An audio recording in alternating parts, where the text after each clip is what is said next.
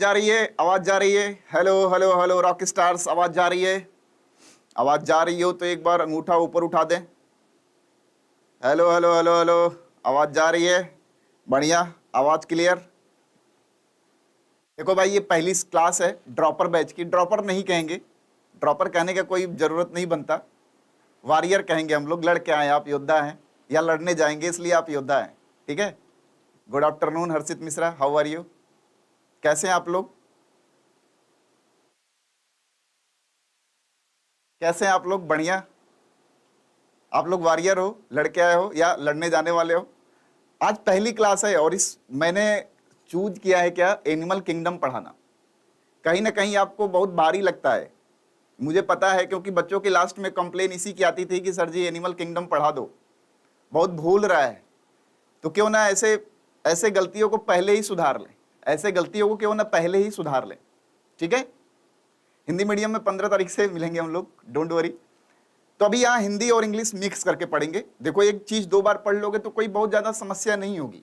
ठीक है। बोलूंगा तो मैं हिंदी में ही भाई, और फिर हिंदी में भी पढ़ेंगे तो रिवाइज भी होता रहेगा। इसलिए ऐसे हिंदी में भी एनिमल किंगडम से ही शुरू होगा। ठीक है भैया?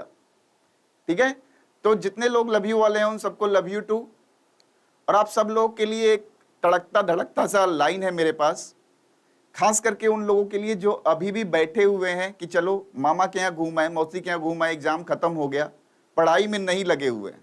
ठीक है। पढ़ाई में नहीं लग रहे हैं, अब फिर जाके बाद में वही परेशान होंगे। जब पहले दिन से ही पता है कि डॉक्टर बनना है तो भटकना क्यों? सिर्फ पानी में और पसीने में बड़ा अंतर होता है। ठीक है। सिर्फ पानी और पसीने में अंतर होता है। पानी और पसीना दोनों दिखने में तो सेम है, लेकिन दोनों में डिफरेंस होता है। तो क्या है, डॉक्टर बनने के लिए आपको पसीना बहाना पड़ेगा। तो पानी और पसीने में बड़ा अंतर होता है। ठीक है। पानी और पसीने में बड़ा अंतर होता है, पत्थर और नगीने में बड़ा अंतर होता है। मुर्दा घड़ियों की तरफ बैठ के टाइम बिताने वालों, सांस लेने और जीने में बड़ा अंतर होता है। ठीक है। तो सारा सांस लेना तब भी आप जिंदा हैं, और जी रहे हैं तब भी आप जिंदा हैं। अब डिपेंड ये करता है कि आपको सांस लेके जिंदा रहना है या जिंदगी जीना है। ठीक है। पसीना नमकीन होता है, वाह वाह। चलिए कोई बात नहीं, तो हम लोग शुरू करेंगे एनिमल किंगडम के बारे में। और एनिमल किंगडम का जो नया पार्ट है, बेसिक्स ऑफ क्लासिफिकेशन से शुरुआत करेंगे। इसकी किससे शुरुआत करेंगे? और बहुत कनेक्ट होके, अगर आए हैं पढ़ने तो बहुत कनेक्ट होके समझने का प्रयास करिएगा। यहां से एक क्वेश्चन जो है वो क्लियर करा के भेजूंगा आपको 1-1.5 घंटे के सेशन में। तो बस नजरें अपने स्क्रीन पे लगाए रखिए और कान जो है हेडफोन पे। ठीक है। उसके बाद देखिए कैसे आपका ये चैप्टर क्लियर हो जाता है बहुत इजी तरीके से। तो आप रेडी हो तो एक बार आग लगा दो कमेंट बॉक्स में, फिर मैं चालू करता हूं इस सेशन को। ठीक है। और हिंदी मीडियम वाले परेशान बिल्कुल ना हो, उनसे मैं बात किया था, अगले जो क्लासेस स्टार्ट होंगी वहां पे भी हिंदी में ही चलेगा, यही same. So don't worry about that. ठीक है। आप बस यहां से समझ लीजिए कॉन्सेप्ट को ना, इस बार ऐसा करना है कि कोई पीछे ना छोड़ पाए यार सिलेक्शन से। ठीक है। अभी तुम्हारा प्यार, तुम्हारा जुनून, तुम्हारा बचपन का प्यार सारा यही है। ठीक है। सारा यही है। तो यहीं से पढ़ना है, पढ़ के डॉक्टर बनना है। ठीक। तो चलिए स्टार्ट करते हैं एनिमल किंगडम को। एनिमल किंगडम जब शुरुआत हुई थी तो जब भी ऑर्गेनिज्म की शुरुआत हुई थी तो ऑर्गेनिज्म क्या था? ऑर्गेनिज्म के बारे में अलग अलग लोगों ने अलग अलग चीजें बताई, अलग अलग तरीके से क्लासीफाई किया। लेकिन सबसे गोल्डन टाइप का क्लासिफिकेशन जो दिया वो किसने दिया? आर.एच. विटेकर साहब ने। बात वहीं से समझनी है हमें। आर.एच. विटेकर साहब ने गोल्डन टाइप का क्लासिफिकेशन दिया। गोल्डन हम क्यों बोल रहे हैं? क्योंकि अभी तक वो गलत नहीं हुआ, लगभग सारी बातें सत्य थी और धीरे धीरे हम उसी में एडिट करते चले गए। जैसे मेंडलीफ ने बनाया था पीरियोडिक टेबल, ठीक है कि हमने एडिट किया, लेकिन बंदे का कॉन्सेप्ट सबसे सही था। इसीलिए हम गोल्डन कॉन्सेप्ट बोल रहे हैं। हम बोल रहे हैं कि most accepted theory of classification of organism was given by R H. Whittaker. थोड़ा उन पे ध्यान दे लेते हैं, थोड़ा उन पे गौर फरमा लेते हैं कि आर.एच. विटेकर कौन थे, आर.एच. विटेकर क्या करना चाहते थे। तो आर.एच. विटेकर साहब की जब हम बात करेंगे तो याद हो कि ऑर्गेनिज्म की जब हम बात करते हैं तो हमारे पास चीजें क्या हैं। अब किसी भी ऑर्गेनिज्म यानी जीव की बात कर लें, किसी भी ऑर्गेनिज्म या जीव की बात कर लें तो इतने सारे जीवन है धरती पे, भैया हम कैसे जानेंगे? मान लीजिए हमने बोल दिया कि वो डॉग है, हमने बोल दिया वो कैट, हमने बोल दिया वो घोड़ा है, हमने बोल दिया वो बंदर है।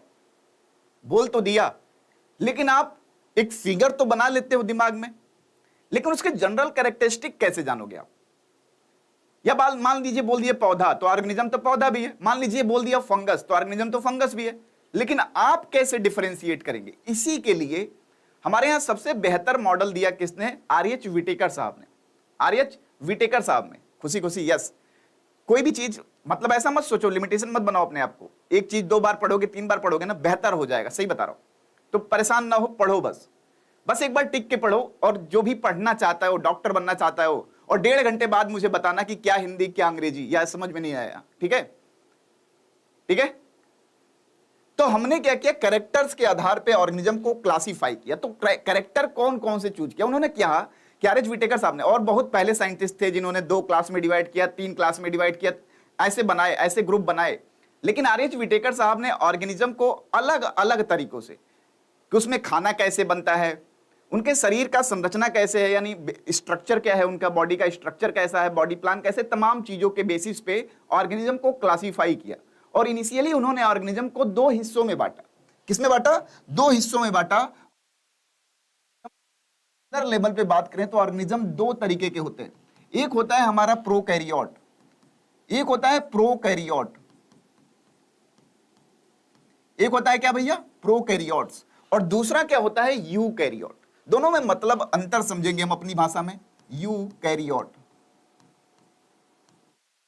अब प्रोकैरियोट और यूकैरियोट में क्या डिफरेंस है, इसी बात को हम पढ़ने वाले हैं। अब 2 चीजों से मिलके बना है, ये तो बात अंग्रेजी में हो चाहे हिंदी में हो, हम प्रोकैरियोट या यूकैरियोट ही बोलते हैं, तो इसमें बहुत ज्यादा समस्या नहीं होगी आपको। तो प्रोकैरियोट जब हम बोलते हैं तो प्रो 2 चीजों से बना हुआ है। प्रो मतलब होता है पुराना, प्रिमिटिव। प्रिमिटिव, प्रिमिटिव मतलब भैया पुराना, और कैरियन मतलब होता है न्यूक्लियस।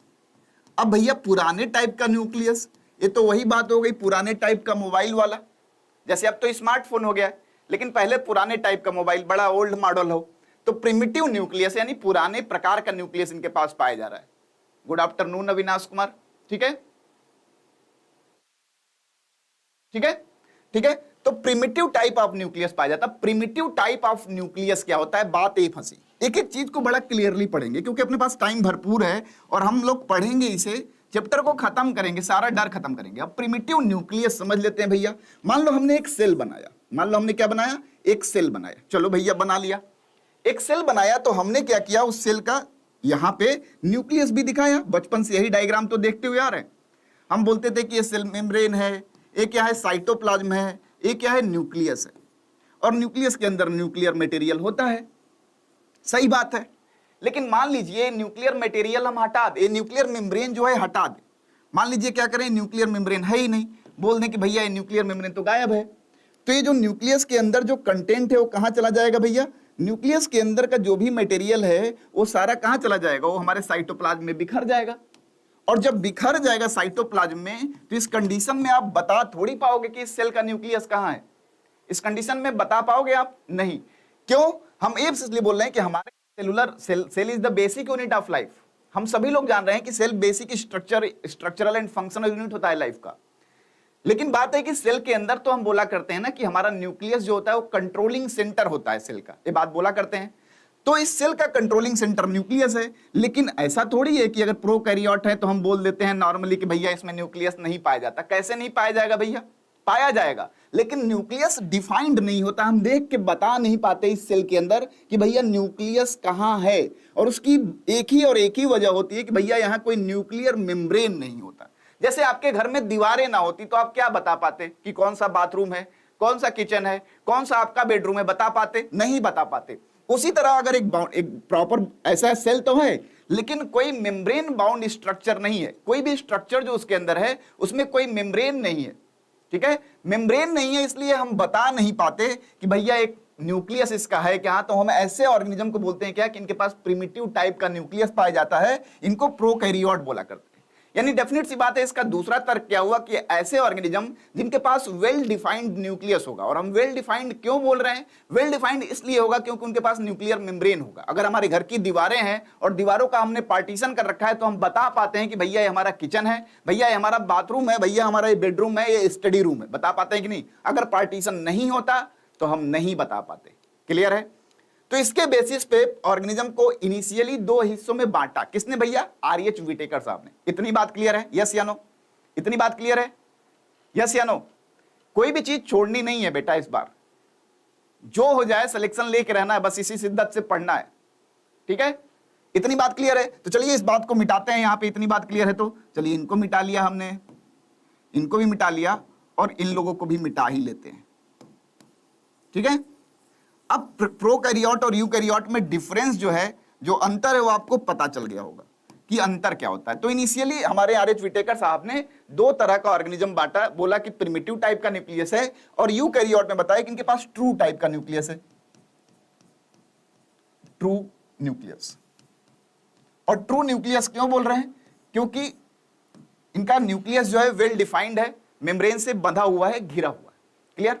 चलिए अब हमने दो हिस्सों में बांट लिया ऑर्गेनिज्म को। अब प्रोकैरियोट जो होते हैं, हमने देख तो लिया कि कैसा सेलुलर स्ट्रक्चर है, सेल के अंदर क्या क्या चीजें पाई जाती हैं, सेल दिखने में कैसा है, लेकिन कितने तरह के ऐसे सेल्स मिलकर ऑर्गेनिज्म को बनाए हैं।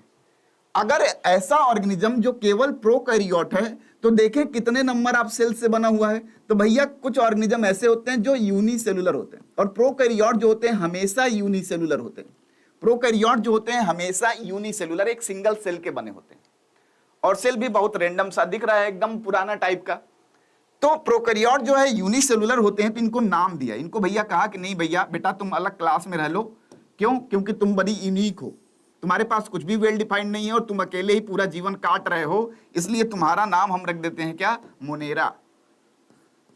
क्या बोला भैया? इनको फाइलम किंगडम मोनेरा कह दिया नाम इनका। क्या बोल दिया? Kingdom Monera, kingdom Monera. अभी मैं एकदम केवल बेसिक जोड़ रहा हूं आपको, एनिमल किंगडम में जब हम चलेंगे तो और बेहतर हो जाएगा माहौल।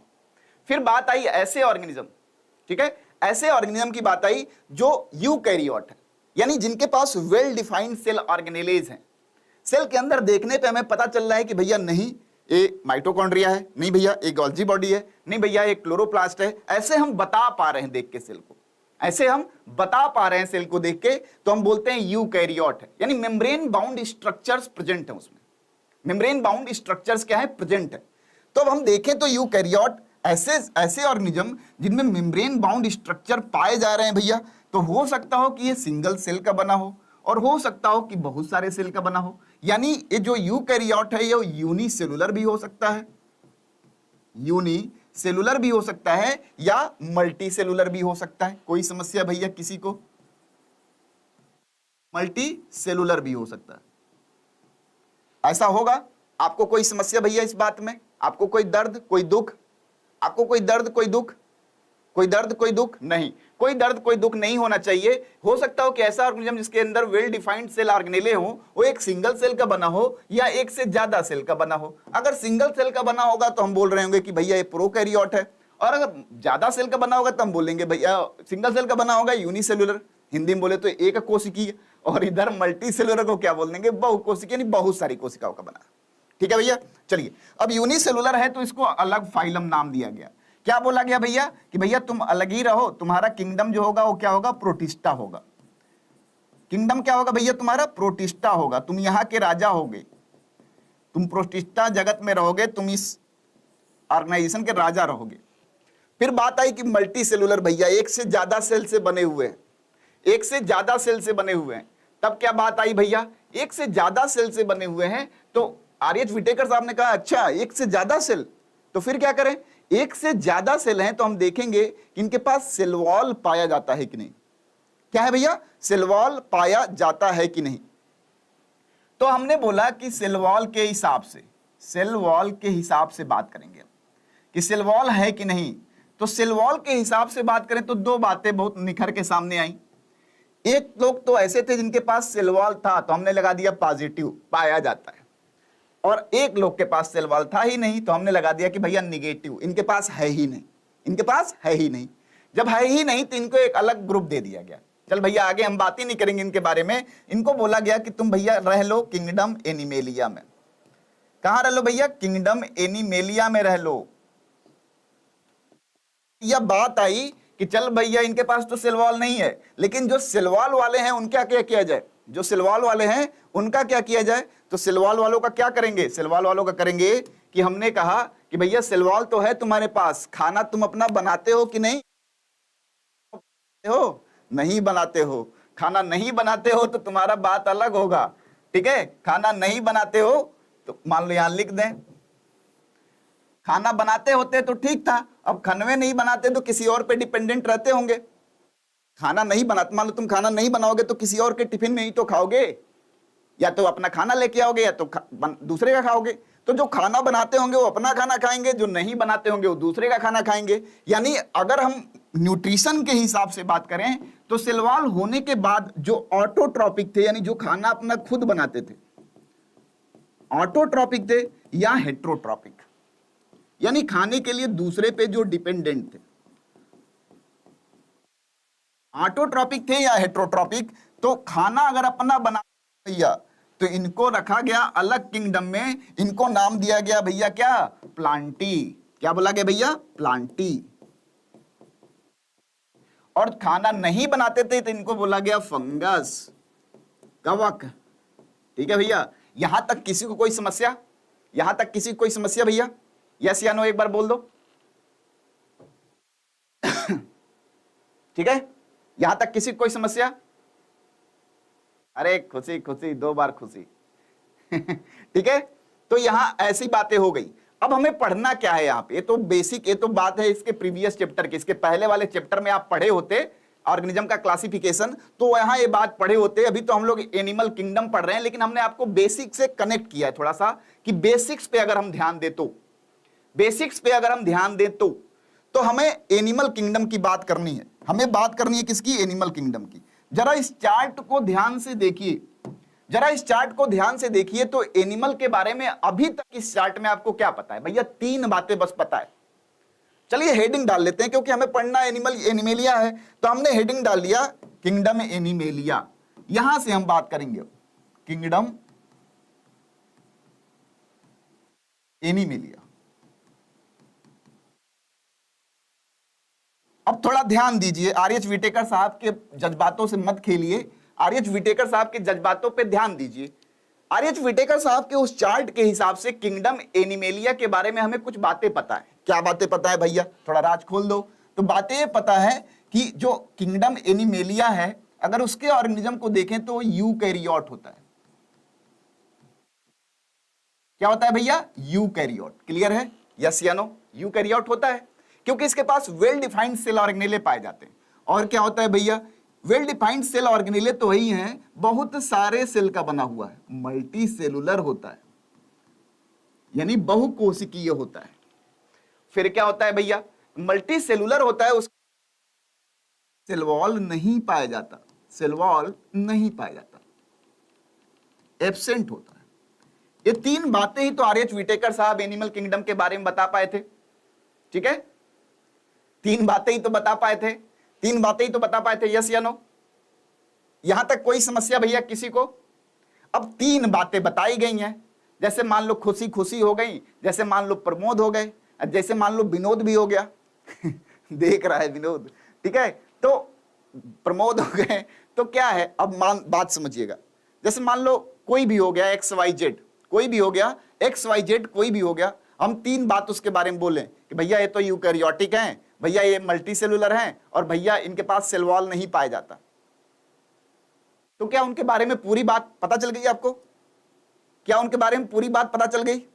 अच्छा, हम भी हैं पारुल, ओके ठीक। तो क्या इनके बारे में पूरी बात पता चल गई? नहीं चली।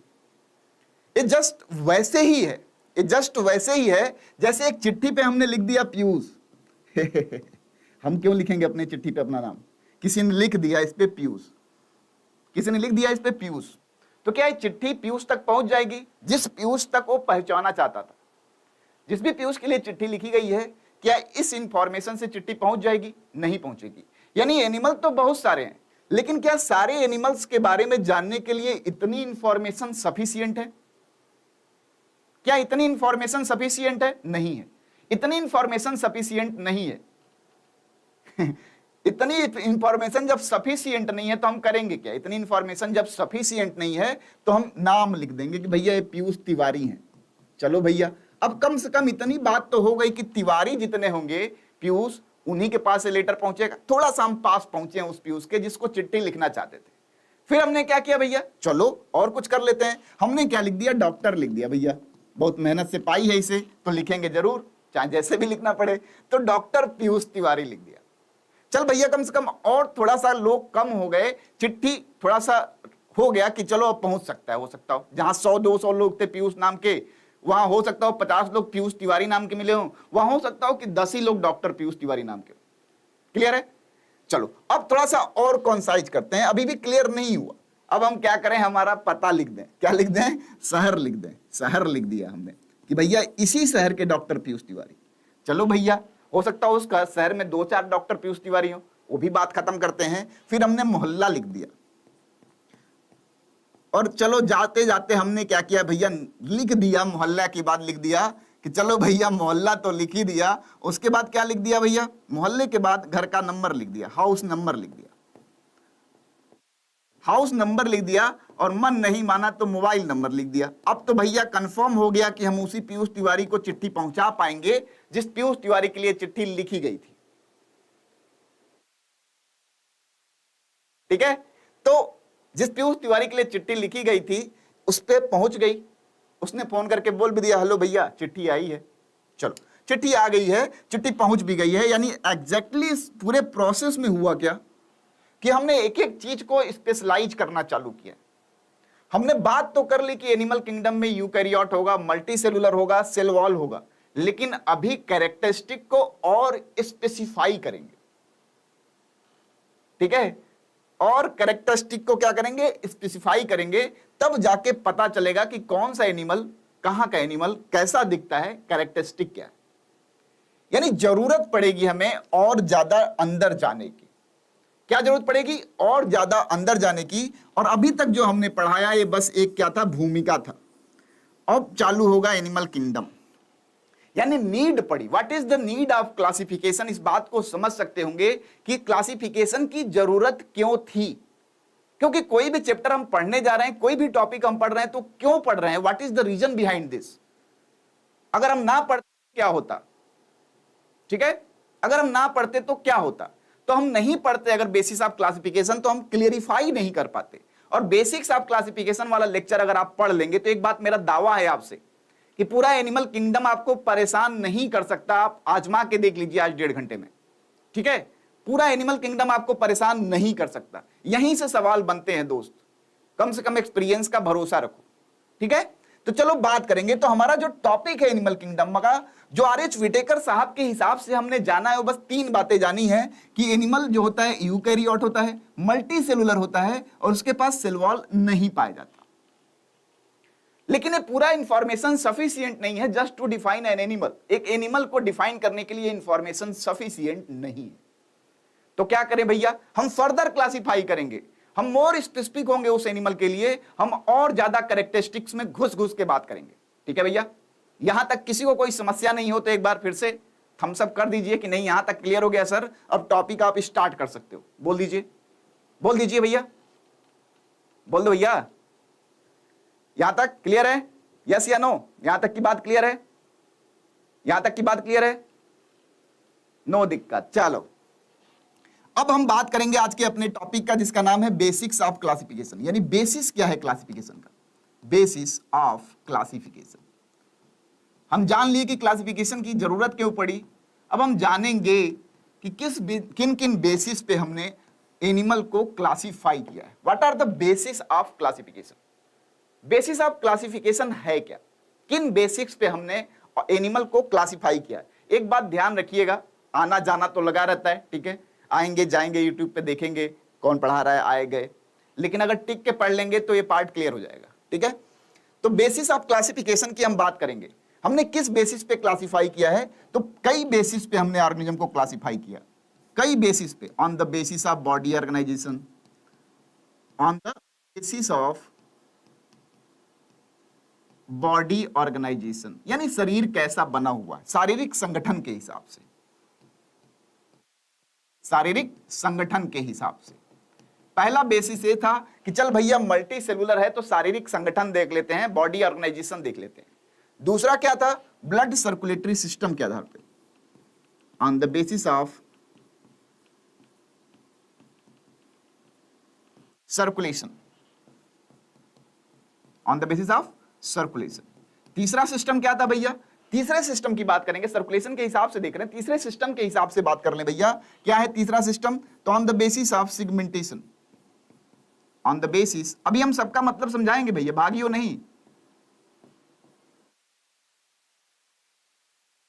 On the basis of segmentation, segmentation को मेटामेरिज्म भी बोलेंगे, अभी जब हम अंदर चलेंगे तो बताएंगे थोड़ा, ठीक है। On the basis of segmentation, on the basis of germ layer, on the basis of germ layer, germ layer के आधार पे। फिर किसके बेसिस पे भैया? On the basis of coelom, on the basis of coelom. फिर किसके आधार पे भैया? तो on the basis of symmetry, on the basis of symmetry. और फिर किसके आधार पे भैया? तो on the basis of notochord. थोड़ा अपना एनसीईआरटी खोल लीजिए भैया, साथ साथ ही पढ़ते चलो भैया। On the basis of notochord, साथ साथ थोड़ा पढ़ते चलिए। जो बहुत आपको कंप्लेन्स होती है कि सर जी एनसीईआरटी आज से ही पहले दिन से आदत डालनी पड़ेगी। दोस्त, हम बेसिस ऑफ क्लासिफिकेशन की बात कर रहे हैं, और कहीं ना कहीं आप सबको पता होगा, जिसने भी अगर एग्जाम दिया होगा या एग्जाम में जाने की चाहत रखते होंगे, कि सबसे ज्यादा कोई चैप्टर आपको डराया है तो एनिमल किंगडम है। तो पहले हम डर को खत्म करेंगे। पहले क्या करेंगे? डर को खत्म करेंगे। एक घुट घुट के जीने से अच्छा है कि एक बार जी ही लेंगे बढ़िया से। ठीक है, ठीक है, क्लियर है? यस या नो? चलिए क्लियर है। तो इतने बेसिक्स पे अगर एनसीईआरटी खोलिएगा तो इतने बेसिक्स पे आपके यहां ऑर्गेनिज्म को क्लासिफाई किया गया। एम आई राइट और नॉट? अब देखिए कितना आसान है, इसको आप साल भर मंथन कर करके पढ़ते रहते हो और गैस बनाए रहते हो कि सर जी बड़ा भारी है एनिमल किंगडम, कैसे रटें। अबे रटने की जरूरत क्या है? रटने की जरूरत नहीं है, समझने की जरूरत है, समझने की जरूरत है। क्लियर है? यस या नो? समझने की जरूरत है। तो चलिए स्टार्ट करते हैं। हमें तीन बातें पता है कि जो हमारा एनिमल किंगडम है वो क्या है? यूकैरियोट है, मल्टी सेलुलर है और सेल वॉल नहीं पाया जाता। लेकिन इतनी इंफॉर्मेशन सफिशिएंट नहीं थी, इसलिए जरूरत पड़ी कि हम एनिमल को क्या करें? क्लासिफाई करें और भी थोड़ा स्पेसिफिक हो जाएं समझने के लिए कि किस तरह का एनिमल है, कहां का एनिमल है। क्लियर है? यस या नो? बात क्लियर है? डन। बात क्लियर है तो on the basis of organisation, on the basis of circulation, इन तमाम चीजों पे बात कर लेते हैं। अभी इस चैप्टर का 50% पार्ट आपका खत्म हो जाएगा। क्लियर है भाई? क्लियर है? चलो भैया क्लियर है तो थोड़ा मुस्कुरा भी दिया करिए कमेंट बॉक्स में, ताकि आपके टीचर को भी पता चले कि समझ में आता है। अब ऑफलाइन होता तो पूछ लेते भैया समझ में आ रहा है कि नहीं, खड़ा भी करा लेते क्लास में, उठो भैया, खुशी खुशी, बड़ा खुशी, पारुल जी उठिए। लेकिन यहां तो नहीं हो पाएगा, तो कम से कम नहीं समझ में आ रहा हो तो रो दीजिए और समझ में आ रहा हो तो हंस दीजिए। कमेंट बॉक्स से पता चलते रहना चाहिए कि माहौल क्या चल रहा है कैमरे के पार। ठीक है? माहौल क्या चल रहा है। देखो एक बंदा ऐसे दुखियारी वाला भेज दिया है, एक बंदा दुखियारी वाला भेज दिया। अब समझ में नहीं आ रहा हमें कि उसे समझ में आ रहा है कि नहीं आ रहा है। ठीक है, चलो आगे बात करते हैं। तो पहला हमारा जो बेसिस है क्लासिफिकेशन का, पहला जो बेसिस है हमारे यहाँ क्लासिफिकेशन का क्या है? On the basis of body organisation, शारीरिक संगठन के आधार पे। ऑन द बेसिस ऑफ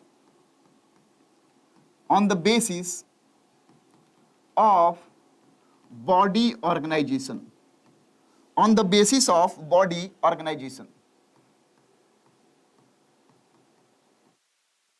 शारीरिक संगठन के आधार पे हम बात करेंगे भैया कि चल मल्टी सेलुलर है लेकिन हम जानना चाहते हैं। ठीक है, ठीक है। अब गुस्सा उस्सा थूक दो भैया, ध्यान रहे सामने मोबाइल है उस पे ना, ठीक है, ध्यान रहे सामने मोबाइल है उस पे नहीं थूकने का, गुस्सा थूकने का। ठीक है, तो on the basis of body organisation की बात कर रहे हैं। On the basis of body organisation यानी शारीरिक संगठन के आधार पे देखें तो एनिमल कैसा है। ठीक है, शारीरिक संगठन के आधार पे देखें तो एनिमल कैसा है। ठीक है, चलिए बात करें on the basis of body organisation देखें तो सिंपल सी बात है यार, कोई भी ऑर्गेनिज्म है, बचपन से हम पढ़ते हुए आ रहे हैं, सेल यूनाइट होके टिश्यू, टिश्यू यूनाइट होके ऑर्गन, ऑर्गन यूनाइट होके ऑर्गन सिस्टम, फिर हम बोलते हैं ऑर्गेनिज्म। ऐसा ही तो बोल रहे होते हैं, ऐसा ही तो बोल रहे होते हैं। नहीं याद है तो जरा यहां ध्यान दीजिए, बोलते हैं सेल यूनाइट होगा, क्या बनाएगा भैया? टिश्यू। हिंदी वाले क्या समझेंगे? कोशिका से उत्तक बना, उत्तक से क्या बना भैया? अंग बना, अंग से क्या बना भैया? अंग सिस्टम बना, अंग तंत्र बना। यही तो बात करते आए हैं, और फिर हम बोलते हैं ऑर्गेनिज्म बन गया। अब दो तरह की बातें आई भैया, कहीं कहीं पे क्या है, पूरा ऑर्गेनिज्म ही यूनिसेलुलर है तो सेल ही पूरी एक्टिविटी परफॉर्म कर रहा होगा, लेकिन जहां मल्टी सेलुलर है, जहां बहुत सारे सेल्स के बने हुए ऑर्गेनिज्म है, वहां माहौल क्या होगा भैया, तो वहां हो सकता हो कि सेल के फॉर्म में ही हो लाइफ, या टिश्यू बन गया हो, या ऑर्गन यानी अंग बन गया हो, या बहुत सारे अंग मिलके अंग तंत्र बना लिए हो और जिसका रिजल्ट हो कि एक ऑर्गेनिज्म बन रहा हो। ऐसा हो सकता है, या इट्स क्वाइट पॉसिबल, सही है, हो सकता है। ठीक है, ठीक है, चलिए तो अब बात करें तो on the basis of body organisation, तो पहला बॉडी ऑर्गेनाइजेशन जो हमारे पास है वो है cellular grade of body organisation, कोशिका स्तर का शारीरिक संगठन, cellular grade of body organisation.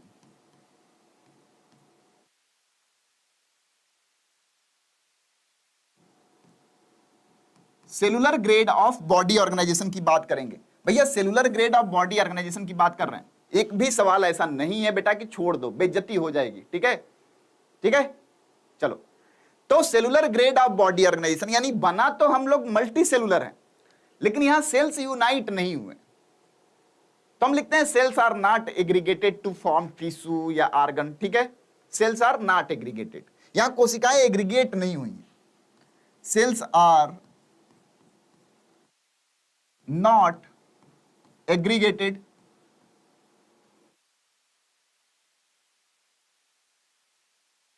To form tissue.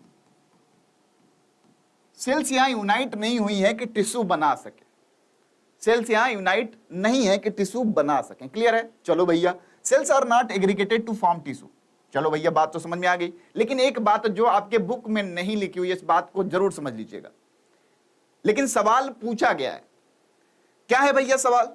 सवाल यही है कि सेल्स यहां यूनाइट होकर टिश्यू नहीं बनाते हैं, और ऐसे ऑर्गेनिज्म जहां cellular grade of body organisation पाया जाता है वहां एक बड़ा यूनिक फीचर पाया जाता है, एंड दैट इज क्या है वो यूनिक फीचर? किसी को याद है भैया? पारुलाड याद है? चलो नहीं याद है, कोई बात नहीं, तो cells are not aggregated to form tissue. Unique feature क्या होता है, यहां पे जो सेल्स होती हैं, सेल्स आर इंटर कन्वर्टिबल।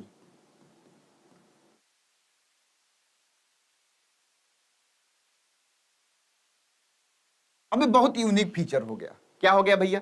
जैसे मान लो हमारा हाथ है, तो हाथ है, पैर है, सेल मान लो इन्हें, अंग मत मानो अभी के लिए, सेल मान लो। मान लो हाथ टूट गया, तो पैर की एक काबिलियत है कि हाथ बना दे या हाथ में बदल जाए। पैर टूट गया तो हाथ की काबिलियत है कि पैर बना दे। ये सेल्स इंटर कन्वर्टिबल होती है। क्या होती है? Cells are interconvertible in nature होती हैं, और इसी को बोलते हैं प्रिमिटिव टाइप ऑफ रीजनरेशन। इसी को बोलते हैं क्या? Primitive type of regeneration. इस बात को उधार रखिएगा, ये बात जहां मिलेगी हम वहीं बताएंगे। प्रिमिटिव टाइप ऑफ रीजनरेशन, इसे क्या बोलते हैं भैया? प्रिमिटिव टाइप ऑफ रीजनरेशन इसे बोलते हैं, प्रिमिटिव टाइप ऑफ रीजनरेशन इसे बोलते हैं। क्लियर है भैया? क्लियर है? अब हम बताएंगे, इस बात को उधार रखिएगा पीयूष तिवारी के नाम पे कि भैया ये क्या था, लेकिन बताएंगे। अब एग्जाम्पल, क्योंकि आपसे एग्जाम्पल पूछा जाएगा कहां कहां पे पाया जाता है भैया, तो एग्जाम्पल की बात कर लेंगे। अगर cellular grade of body organisation में और किंगडम एनिमेलिया में, तो फाइलम पोरीफेरा, फाइलम पोरीफेरा, यानी जब हम पोरीफेरा पढ़ रहे होंगे तो यहां ये बातें आएंगी। क्या है भैया? कि यहां cellular grade of body organisation पाया जाता है। अब कई ऐसे बच्चे होते हैं, अभी जब हम बता लेंगे तो समझाएंगे इस बात को, ठीक है? कई ऐसे बच्चे होते हैं जो गैस बना रहते हैं, ऑर्गन सिस्टम नहीं पाया जाता है। कहां नहीं पाया जाता? पोरीफेरा में नहीं पाया जाता। अरे बेवकूफ, जब यहां सेल ही पाया जाता तो ऑर्गन की बात ही नहीं करनी है हमें। ठीक है, ठीक है दोस्त प्रमोद, कोई बात नहीं, बताते जा रहे हैं, ठीक है? तो यहां cellular grade of body organisation की बात हो रही है, तो यहां पे जो कोशिकाएं हैं वो एग्रीगेट नहीं हुई है कि ऊतक बना सके। Cell are not aggregated to form tissue, लेकिन इनके पास जो सेल्स हैं उनके पास एक क्वालिटी है कि वो इंटर कन्वर्ट हो सकती है, यानी ये बी में चेंज हो सकता है, बी ए में। से हम बोलते हैं कि इनके पास एक रीजनरेशन की पावर है, ठीक है। फिर हम बोलते हैं इसका एग्जांपल क्या होगा, तो भैया फाइलम पोरीफेरा। दूसरा आइटम हमारे पास मिलता है, दूसरा ग्रेड मिलता है tissue grade of body organisation, यानी उत्तक स्तर का शारीरिक संगठन, tissue grade of body organisation.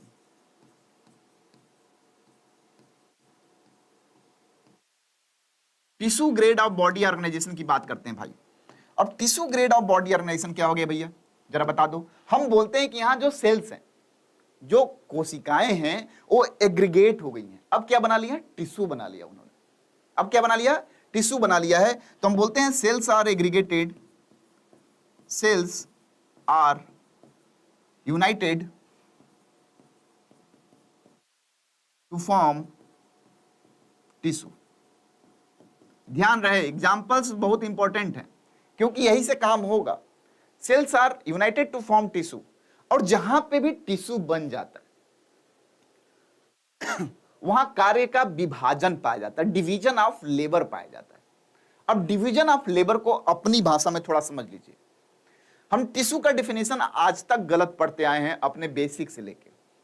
हम बोलते थे कि टिश्यू यानी group of cells which performs similar function and similar, they are similar in structure. ऐसी ही बात करते हैं कि कोशिकाओं का समूह जो संरचना में भी समान हो और कार्य में भी समान हो, उसे हम ऊतक कहा करते थे।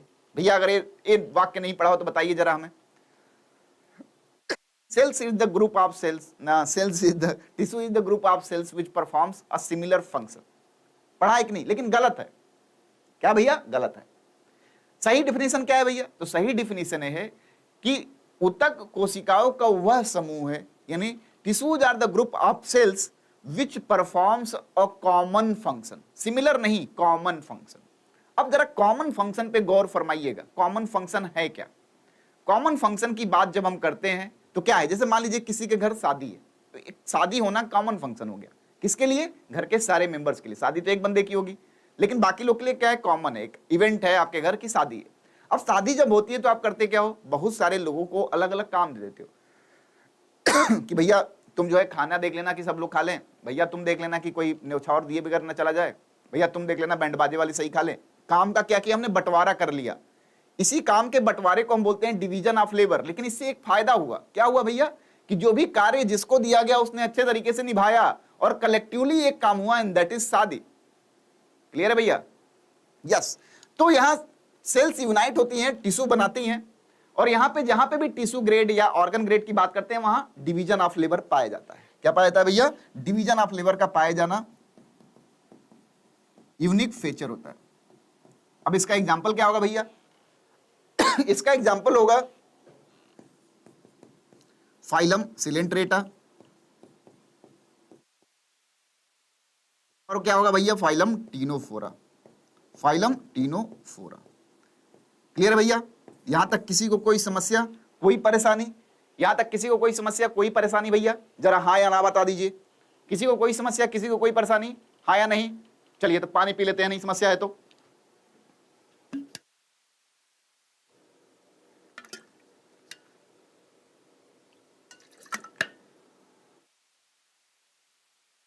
चलो भैया बात करते हैं अब किसकी बात करते हैं ऑर्गन ग्रेड बॉडी ऑर्गेनाइजेशन की। यानी नेक्स्ट क्या है, organ grade of body organisation, organ grade of body organisation.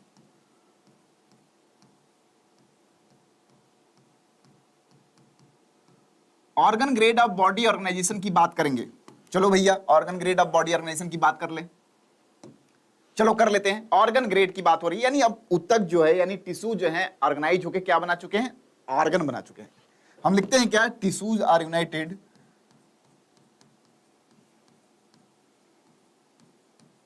United to form organ. यहां टिश्यू यूनाइट होकर क्या बना चुके हैं भैया, ऑर्गन बना चुके हैं, अंग बना चुके हैं। कोई बहुत बड़ी बात नहीं हुई। हाँ जी राहुल जी, ये तो बहुत पुरानी बात हो गई। चलो, tissues are united to form organs. यहां टिश्यू ने यानी ऊतकों ने यूनाइट होकर क्या बना लिया, अंग बना लिया। एग्जाम्पल क्या होगा भैया, ऑर्गन ग्रेड बॉडी ऑर्गेनाइजेशन पाया कहां जाता है, तो एग्जाम्पल की बात करेंगे तो प्लेटी हेलमिंथेज जो वर्ग होता है,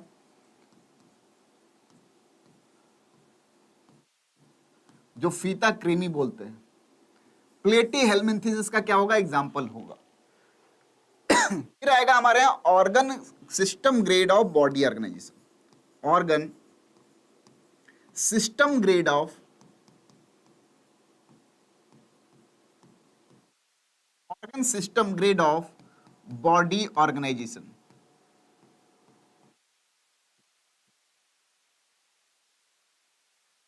organ system grade of body organisation की बात करेंगे इसके बाद। भैया इसका मतलब जरा समझाई दो। ऑर्गन सिस्टम ग्रेड, सिस्टम कब बनता है? ऐसा थोड़े कि अकेले पीयूष तिवारी सिस्टम बना रहे होंगे। सिस्टम बनाने के लिए एक से ज्यादा लोगों की जरूरत पड़ती है, ठीक है, ओके। सिस्टम बनाने के लिए एक से ज्यादा लोगों की जरूरत पड़ती है। चल भैया जरूरत पड़ गई तो पीयूष और तमाम लोगों ने मिलकर एक सिस्टम बनाया। यहां पे क्या हुआ, ऑर्गन सिस्टम यानी एक अंग, दो अंग, तीन अंग, चार अंग मिलके एक सिस्टम बना रहे हैं। जैसे कि डाइजेस्टिव सिस्टम, पाचन तंत्र हमने बोल दिया, तो भैया अकेले कोई एक अंग नहीं है। Oral cavity, pharynx, oesophagus, stomach, liver, यहां से देखेंगे gall bladder, pancreas, small intestine, large intestine, ये सब मिलके एक सिस्टम बनाए हैं। और इस सिस्टम का एक काम है क्या भैया, पाचन करना, डाइजेस्ट करना फूड को। वैसे ही ब्रीदिंग एंड एक्सचेंज आप गैसेस की बात करें, हाँ भैया पारुल जी, ठीक है, यूपी से हैं तो क्या बात करें, अब रिस्पिरेशन की बात कर लें, रिप्रोडक्शन की बात कर लें, यानी बहुत सारे अंग मिलके, यानी organs are united together to form organ system. Organs are united, organs are united to form organ system. Organs ने यूनाइट होकर क्या बना लिया भैया, ऑर्गन सिस्टम बना लिया है। क्लियर है भैया, ऑर्गन सिस्टम बना लिया है, क्लियर है। एग्जाम्पल की बात करें भैया, कर लेते हैं, तो फाइलम एस्के हेलमिंथिस से लेके फाइलम एस्के हेलमिंथिस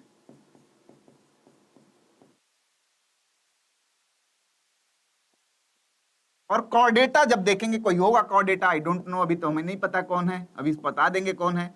तो कॉर्डेटा तक जब हम पढ़ रहे होंगे तो यहां से लेके यहां तक का जो जिक्र होगा उन सब में organ system grade of body organisation पाया जाएगा। क्लियर है भैया, वाइस से पता चलता हमारे पड़ोसी हो हम, भैया सबके पड़ोसी हैं, ठीक है, ठीक है। इतनी बात हो गई, यस या नो, इतनी बात समझ में आ गई कि नहीं? भैया बातें ना करो, पहले ही बताओ इतना समझ में आ गया कि नहीं? इतना कोई तुमसे छीन सकता है? इतना जो समझा है आपने कोई छीन सकता है आपसे? यस या नो, बता दो भैया बता दो, इतना जो पढ़ा है वो कोई छीन सकता है? इतनी बातें समझ में आ गई? किताब खोल के देख लो जरा, चलो मत देखो मत देखो अब दूसरा हेडिंग क्या समझाते हैं हम? अब दूसरा हेडिंग एनसीईआरटी के सीक्वेंस को चेंज कर देते हैं थोड़ा सा और बेहतरीन वाला पढ़ लेते हैं। क्या भैया? On the basis of germ layer. किसके आधार पे भैया? On the basis of germ layer, germ अस्तर के आधार पे, on the basis of germ layer, germ स्तर के आधार पे देख रहे हैं भैया, on the basis of germ layer. अब क्या होता है जर्म लेयर स्तर, क्या होता है जरा समझ लेते हैं इसको, रुक के समझ लेते हैं, रुक के समझ लेंगे। जैसे हम बोलते हैं कि हमारे यहाँ क्या होता है, लैंगिक जनन यानी सेक्सुअल रिप्रोडक्शन होता है, और उसमें क्या होता है, गैमेट का फ्यूजन होता है, गैमेट का फ्यूजन होता है अब जब गैमेट का फ्यूजन होता है, जब गैमेट का क्या होता है, फ्यूजन होता है, तो क्या बनता है, जाइगोट बनता है। जाइगोट बन गया, और हम बोलते हैं जाइगोट जब बन जाता है तो जाइगोट डिवीजन स्टार्ट करता है। मान लीजिए जाइगोट बन गया, अब जाइगोट क्या करेगा, यही तो एम्ब्रियो बनाएगा, तो एक सेल से दो सेल, दो से चार सेल, ऐसे होता जाता है माहौल। यस या नो, होता जाता है, बहुत मोटा मोटी में बता रहे, ऐसा होता जाता है, यस या नो,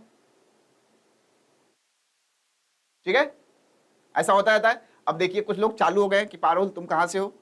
अच्छा, मैं अपनी नीट की तैयारी छोड़ के पारुल मैं सोच रहा हूं तुम्हारे बगल में ही शिफ्ट हो जाऊं। भाई पढ़ ले पढ़ ले प्यार मोहब्बत धोखा है, पढ़ ले, मौका है, ठीक है ठीक है। तो यहां पे एक सेल, दो सेल, चार सेल बन गया, एक सेल, दो सेल, चार सेल, ऐसे ही 8 सेल, 10 सेल, इम्ब्रियो हम बन गए। बनता गया, साइज बढ़ता गया, बनता गया, साइज बढ़ता गया, बनता गया, साइज बढ़ता गया। यस या नो? बढ़ता गया। चल भाई, अब जब बढ़ता गया तो एक कंडीशन आई, जब बहुत बड़ा हो गया एम्ब्रियो हमारा, क्या हो गया भैया? एम्ब्रियो और बड़ा हो गया। कितना बड़ा हो गया? इतना बड़ा बना लिया हमने जताने के लिए। अब जो सेल्स था ऐसे अरेंज है, सेल्स तो अरेंज ही होंगी, थोड़ा सुंदर बना लेते हैं, ऐसे बना लेते हैं, सेल्स ऐसे अरेंज हो गई।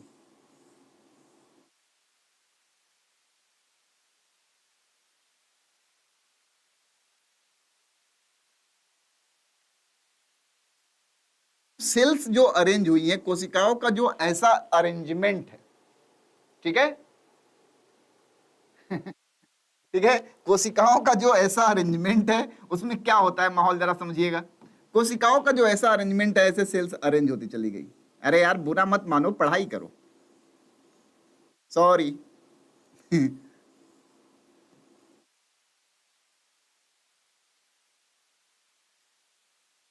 ठीक है, कोशिकाओं का ऐसा अरेंजमेंट होता चला जाता है, ठीक है, कोशिकाओं का ऐसा अरेंजमेंट होता चला जाता है। चलो,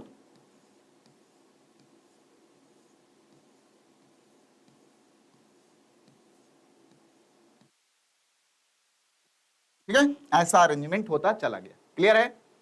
क्लियर है? चलो, अब जो कोशिकाओं का ऐसा अरेंजमेंट, क्योंकि सेल्स का नंबर बढ़ता चला जाएगा, जैसे जैसे इम्ब्रियो बढ़ता चला जाएगा सेल्स का नंबर इंक्रीज करता चला जाएगा और सेल्स अरेंज होंगे। सिंपल सी बात है यार, यही तो इम्ब्रियो है जिसकी शुरुआत इस जाइगोट से हुई थी, और यही इम्ब्रियो जब डेवलप करता जाएगा तो इसी की सेल्स तो हमारे अंदर बहुत सारे अंग बनाएंगी। जितने भी हमारे ऑर्गन बने हैं इन्हीं सेल्स से ही तो बने हैं, इन्हीं सेल्स से ही तो बने हैं, ठीक है, इन्हीं सेल्स से ही तो बने हैं। यस या नो? हाँ। अब सेल्स कैसी अरेंज है, जैसे मान लीजिए कि बाहर के सेल्स को हम बोलते हैं क्या? एक्टोडर्म। क्या बोलते हैं भैया? एक्टोडर्म की सेल। जो बीच वाली सेल्स है इसे क्या बोलते हैं? मीजोडर्म की सेल, मीजोडर्म की सेल। और जो अंदर वाली सेल्स अरेंज है इसे बोलते हैं एंडोडर्म की सेल, एंडोडर्म की सेल। हम नॉर्मल की बात कर रहे हैं कि ऐसा होता है कि हमारे यहां जो भी एम्ब्रियोनिक डेवलपमेंट के दौरान जिन भी सेल्स से हम डेवलप हुए हैं वो सेल्स 3 लेयर में अरेंज होती हैं, एक्टोडर्म, मेसोडर्म और एंडोडर्म। पूरे बायोलॉजी में हम ये पढ़ रहे होते हैं कि इस अंग का ऑरिजिन क्या है, इस सिस्टम की ऑरिजिन क्या है, इस टिश्यू की ऑरिजिन क्या है, इस सेल की ऑरिजिन क्या है, ऐसा बोलते जाते हैं। तो एक्टोडर्म, मेसोडर्म और एंडोडर्म, 3 जर्म लेयर यानी 3 लेयर्स में हमारे यहाँ सेल्स अरेंज होती हैं, और डेफिनेट सी बात है इन फ्यूचर यही सेल्स ऑर्गन बनाएंगी, अंग बनाएंगी। क्लियर है? अब किसी भी ऑर्गेनिज्म के फॉर्मेशन में कोई भी अगर जीव बन रहा है तो उसके बनने में कितने जर्म लेयर की हिस्सेदारी है? कोई भी ऑर्गेनिज्म अगर बन रहा है तो उसके बनने में कितने जर्म लेयर पार्टिसिपेट कर रहे हैं, कितने जर्म लेयर पार्टिसिपेट कर रहे हैं? कोई भी अंग बन रहा है तो चाहे वो कोई भी पार्ट हो, तो कोई भी ऑर्गेनिज्म अगर डेवलप हो रहा है तो उस पूरे ऑर्गेनिज्म के, उस पूरे जीव के डेवलपमेंट में कितने जर्म लेयर हिस्सेदारी ले रहे हैं, इसके आधार पे अगर हम ऑर्गेनिज्म को क्लासिफाई करें तो हमारे पास 2 तरह के ऑर्गेनिज्म मिलते हैं। कौन कौन से भैया जरा बता दीजिए। तो एक को बोलते हैं डिप्लोब्लास्टिक, बहुत ध्यान से समझते चलिएगा। क्या बोलते हैं भैया? डिप्लोब्लास्टिक। हिंदी वाले द्विकोरिकी और ट्रिप्लोब्लास्टिक त्रिकोरिकी।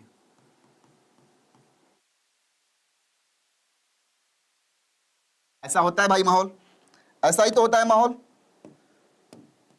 डिप्लोब्लास्टिक या ट्रिप्लोब्लास्टिक, दोनों में थोड़ा डिफरेंस समझ लेंगे, दोनों में डिफरेंस समझ लेंगे। यस या नो?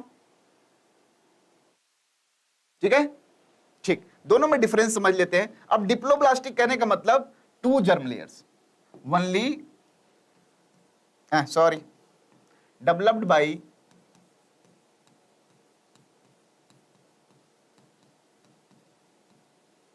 2 germ layer. एक एक बातें याद रखिएगा क्योंकि जब फाइलम पढ़ रहे होंगे तो इन बातों का जिक्र होगा। ये डेवलप होता है 2 जर्म लेयर से, और 2 जर्म लेयर लकी होती कौन कौन सी है? तो हमारे यहां 2 जर्म लेयर जो लकी हो क्या है? Ectoderm, endoderm. अब क्या हो गया भैया? बीच वाला कहां गया? क्यों? क्योंकि हम देखते हैं, अगर ऐसे ऑर्गेनिज्म को देखें तो कुछ ऑर्गेनिज्म हमारे यहाँ ऐसे हैं जिनके यहाँ एम्ब्रियोनिक डेवलपमेंट की अगर हम बात करें, जिनके यहाँ एम्ब्रियोनिक डेवलपमेंट की अगर हम बात करें और सेल्स को ऑर्गेनाइज, क्योंकि हम बोल रहे हैं एम्ब्रियो डेवलप हो रहा है, तो ऐसा कहानी है, कुछ सेल्स हमारी बाहर की लेयर में अरेंज है, कुछ सेल्स हमारी बीच की लेयर में अरेंज है, ऐसे हम अरेंज कर रहे हैं सेल्स को, ऐसे अरेंज कर रहे हैं, तो ये हम बताए कि ये बाहर के सेल्स तो इनके पास है, अच्छी बात है भैया, बाहर के सेल्स इनके पास है, ठीक है भैया, अंदर के भी सेल्स इनके पास है, लेकिन ये जो बीच का माहौल बना हुआ है बाहर और अंदर के, वहां पे जेल नुमा सब्सटेंस पाया जाता है। क्या पाया जाता है भैया? जेल नुमा सब्सटेंस पाया जाता है, ये जेल से भरा हुआ।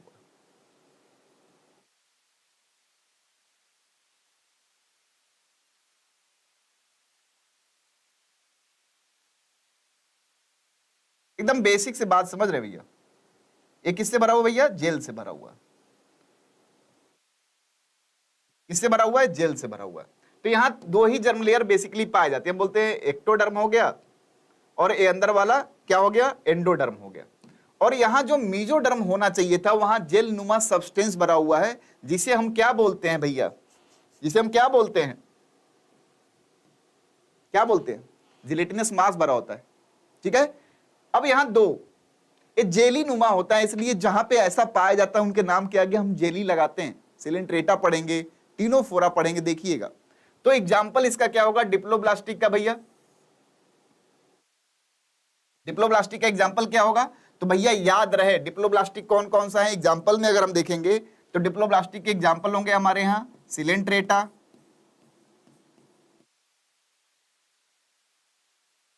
दूसरा होगा टीनोफोरा, टीनोफोरा। अभी से याद रखिएगा जरूर इन्हें, एक एक लाइन बहुत काम की है। सिलेंट्रेटा और टीनोफोरा में ऐसा माहौल पाया जाता है, ठीक है। सिलेंट्रेटा और टीनोफोरा में ऐसा माहौल पाया जाता है। सिंपल सी बात है, जहां पे तीनों जर्म लेयर की हिस्सेदारी होगी, it is just like that. ऐसा ही तो होगा कि वहां एक्टोडर्म, मीजोडर्म और इंडोडर्म तीनों हिस्सेदारी दे रही होंगी, यानी डेवलप्ड बाय 3 जर्म लेयर्स, यानी होल ऑर्गेनिज्म के फॉर्मेशन में तीनों जर्म लेयर जब हिस्सेदारी ले रही हैं, 3 जर्म लेयर्स, जब तीनों जर्म लेयर हिस्सेदारी ले रही होंगी तो हम इसे ऑर्गेनिज्म को क्या कहेंगे भैया? ट्रिप्लोब्लास्टिक या त्रिकोरिकीय कहते हैं। ट्रिप्लोब्लास्टिक या त्रिकोरिकीय कहते हैं, यानी तीनों जर्म लेयर हिस्सेदारी ले रही हैं, एक्टोडर्म भी, मेसोडर्म भी, और क्या भैया? एंडोडर्म भी। वो किताब खुली है कि नहीं? इसका एग्जाम्पल क्या होगा भैया? तो प्लेटी हेलमिन्थीज यानी फीता क्रीमी से लेके प्लेटी हेलमिन्थिस से लेके और कहां तक भैया? कॉर्डेटा। कहां तक भैया? कॉर्डेटा। प्लेटी हेलमिन्थिस से लेके कॉर्डेटा तक की बात करेंगे तो क्या होगा? वहां पे पाया जाता है, वहां के ऑर्गेनिज्म क्या होते हैं? ट्रिप्लोब्लास्टिक होते हैं, यानी त्रिकोरिकीय होते हैं। यहां तक बात क्लियर है? यहां तक बात क्लियर है? ओके, यहां तक बात क्लियर है। तो आगे अब बेसिस क्या है क्लासिफिकेशन का? हमने दूसरा बेसिस निपटाया। तीसरा बेसिस क्या है क्लासिफिकेशन का भैया? तो on the basis of coelom, यहीं से बात करेंगे। ऑन द बेसिस ऑफ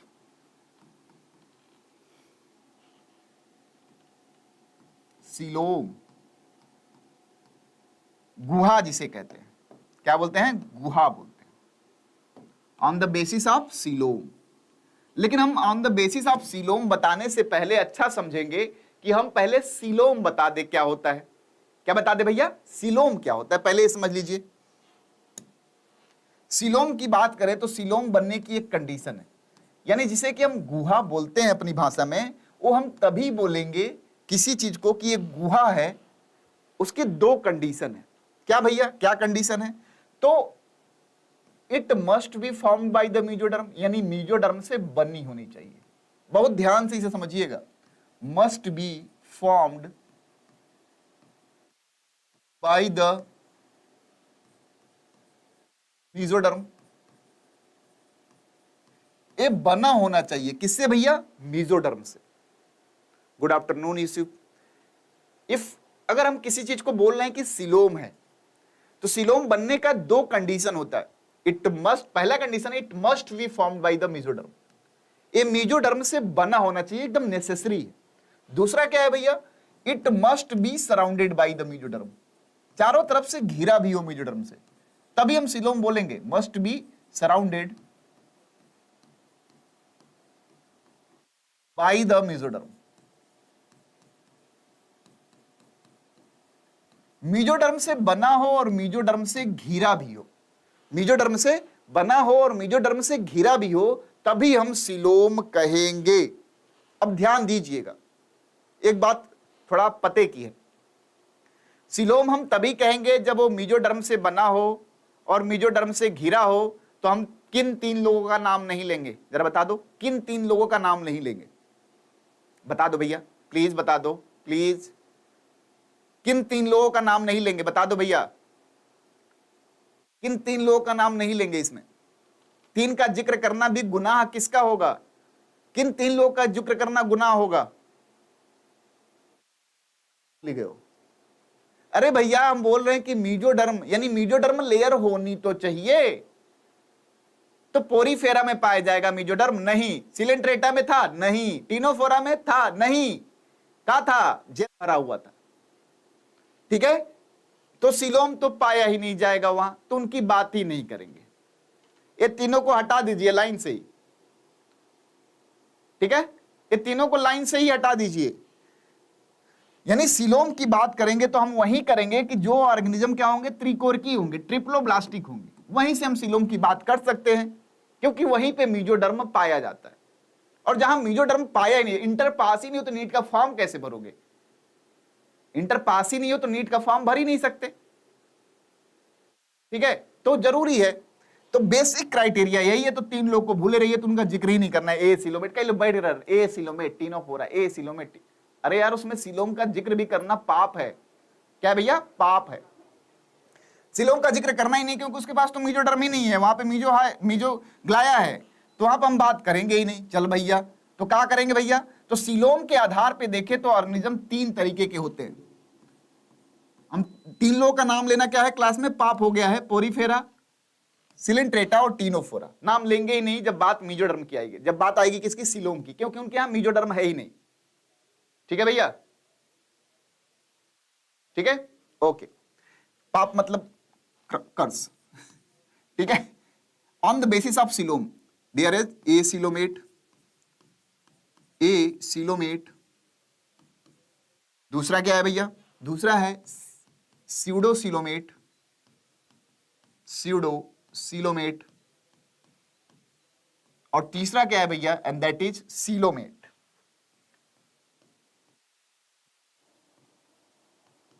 तीन तरह के ऑर्गेनिज्म हम पढ़ेंगे, एक तो जिनके पास सिलोम पाया जाएगा, एक जिनके पास गलत तरीके का सिलोम पाया जाएगा, स्यूडो सिलोमेट, यानी बेसिकली सिलोम नहीं है, और तीसरा है ए सिलोमेट, जिनके पास है ही नहीं। अब अपने एनसीईआरटी का जब बुक खोले रहिएगा, खोले होंगे जो भी बच्चे, वो देख रहे होंगे कि हम कैसे ये बात बोल रहे हैं, जरा इसको समझ लें, क्योंकि आपके यहाँ पूछा गया सवाल बहुत बार है। ए सिलोमेट का जब हम जिक्र करते हैं तो आपके एनसीईआरटी में जो डायग्राम बना होगा उसमें तीनों जर्म लेयर दिखाई गई होगी, तीनों जर्म लेयर की सेल्स दिखाई गई होंगी, लेकिन उन सेल्स में कोई स्पेस या कोई जगह नहीं होगा, ऐसे कॉम्पैक्टली सेल्स अरेंज होंगे।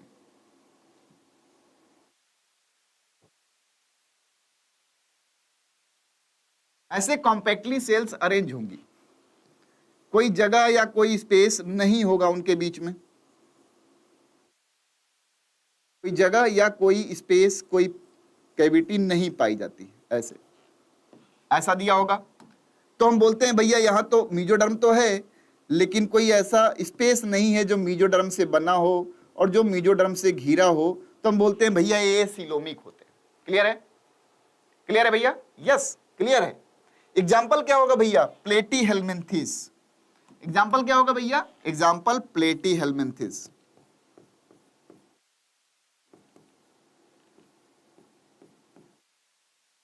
एग्जाम्पल क्या होगा भैया, प्लेटीहेल्मिन्थिस।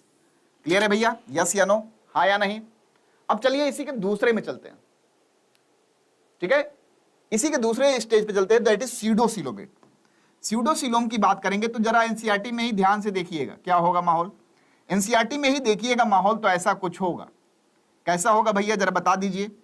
माहौल ऐसा होगा, चलिए माहौल कैसा होगा, ऐसा होगा।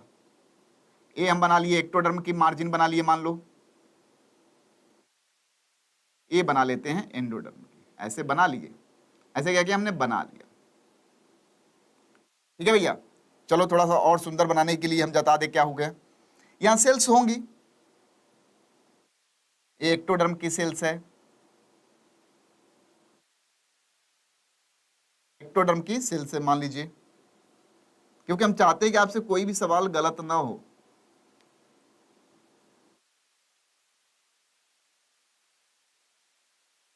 यहां एक्टोडर्म की सेल्स हो गई, ऐसे दिया होगा, डायग्राम बनाते जाएंगे, बहुत आसान हो जाएगा बायोलॉजी। ठीक है, फिर आ गया क्या भैया, मीजोडर्म आ गया। मीजोडर्म जब बनाना हमने चालू किया तो देखा क्या था कि भैया यहां तो ऐसे गैप पाया जा रहा है, जो ऐसे ऐसे सिलोम यानी गुहा बना हुआ है, लेकिन पाउच के फॉर्म में बना हुआ है, पाउच के फॉर्म में गुहा बना, ऐसे ऐसे सेल्स होंगी, बीच बीच में गुहा भी बना होगा।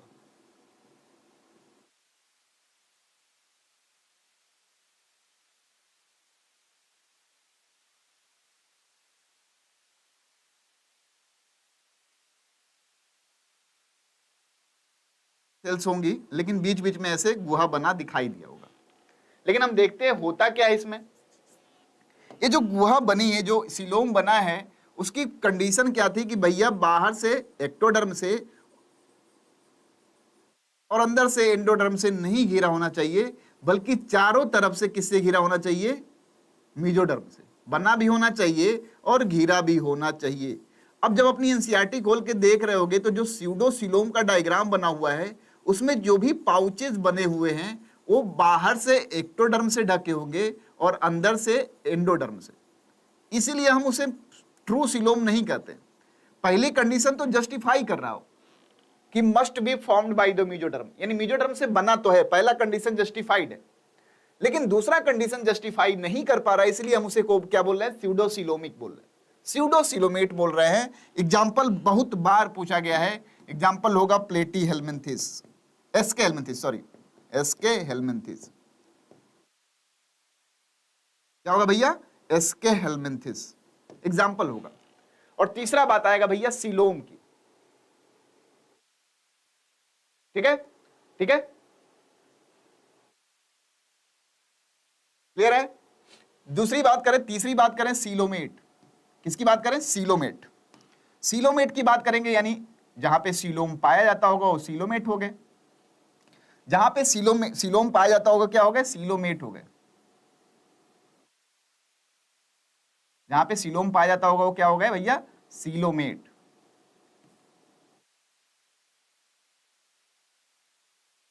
चलो भैया देख लेते हैं कहां सीलोम पाया जाता है।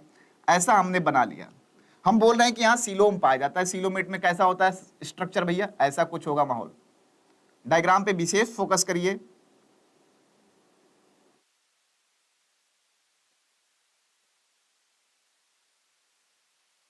एक हमें कहानी याद है,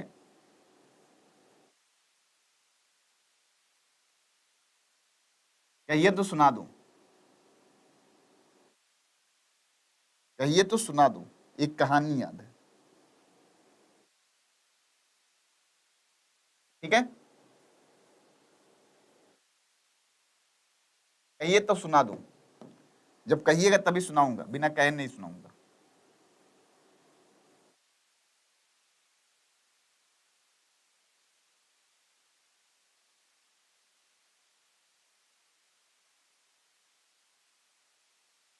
सुना दें, चलो। होता क्या है कि जब साल भर पढ़ने का दिन होता है तो बेसिकली हम बुराई तारीफ कि भैया ये वाले सर बहुत मस्त हैं, वो वाले सर बहुत मस्त हैं, उनके यहाँ पढ़ाई बहुत बढ़िया होती है, इनके यहाँ पढ़ाई बड़ा कचरा होता है, ये तमाम बातें हम करते रहते हैं। हम उस समय भूल जाते हैं कि एग्ज़ाम देने हमें जाना है, टीचर को नहीं जाना है। मैं डे वन से नहीं, मैं शुरुआत से कहता फिरता हूँ सबको कि किताब चाहे अच्छी राइटर ने क्यों ना लिखी हो, लेकिन अगर आपको समझाने की औकात नहीं रखती है तो एक बेस्ट बुक नहीं हो सकती आपके लिए। मूवी चाहे कितना हो शिद्दत से कोई बना ले, लेकिन उस मूवी में आप अगर बोर हो गए तो आपके लिए तो मूवी खराब है, इस बात को मान लो, दुनिया कहती फिरे। बेस्ट है या नहीं है एक्सेप्शन होता है। अगर हमें किसी से समझ में आ रहा है तो हो सकता हो गली का लौंडा ही हमारा टीचर हो जाए।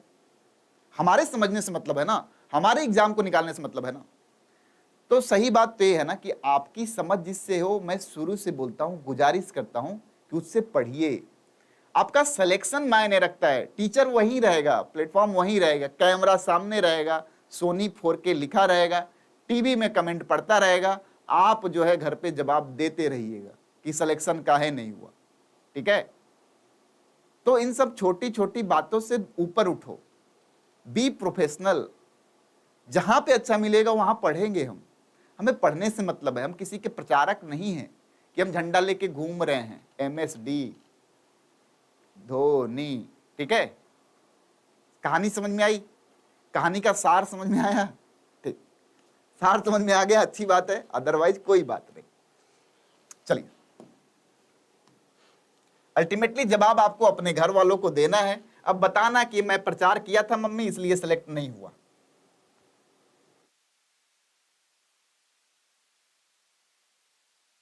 मीजोडर्म की लेयर है, डायग्राम को जरूर एनसीईआरटी में खोले रहिएगा।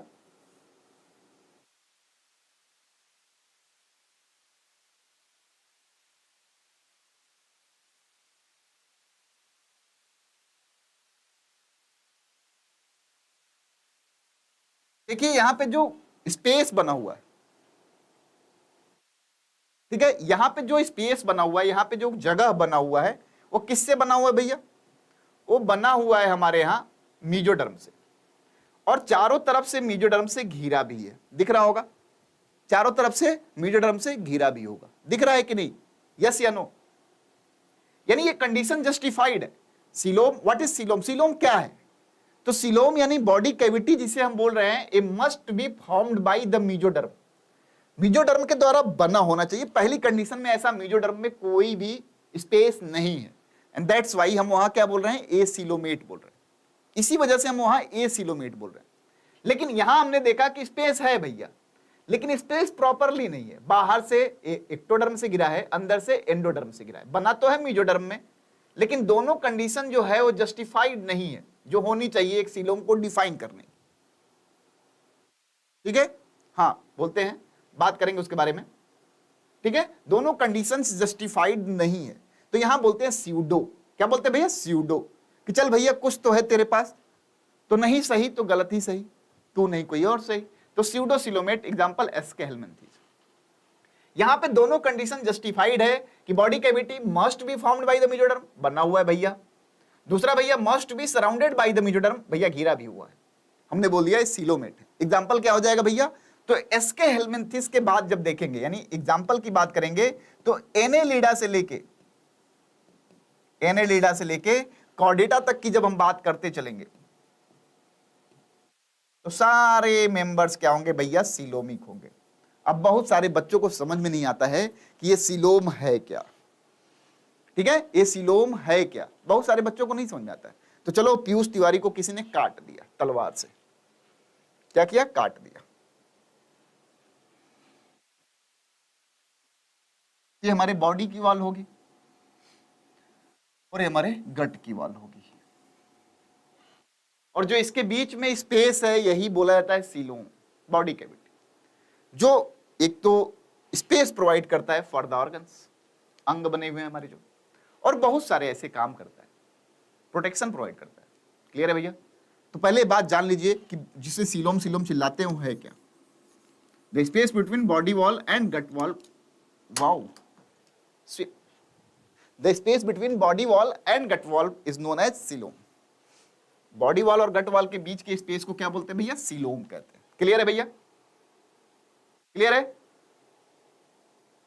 चलिए चलिए, सीलोम की बात हो गई, सीलोम की बात हो गई। चलो, सीलोम की बात हो गई तो आगे क्या कर ले भैया? सिमिट्री की बात कर लेते हैं भैया। चलो भैया, सिमिट्री की भी बात कर लें। On the basis of symmetry, on the basis of symmetry.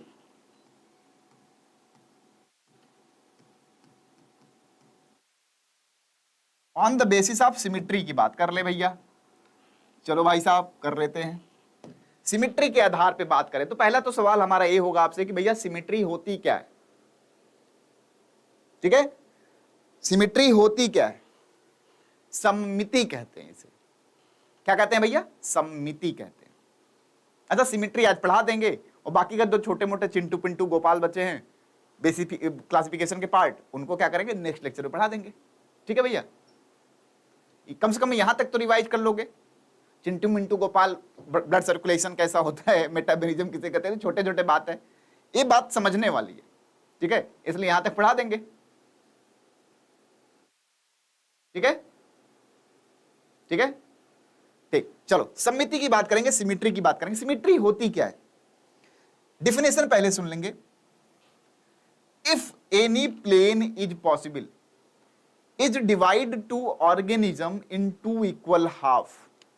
किसी ऑर्गेनिज्म को हम लें और हमारी इतनी काबिलियत हो कि चाहे कोई कह दे कि चाहे जैसे काट दो भैया इसे, लेकिन दो बराबर हिस्सों में बदल दो।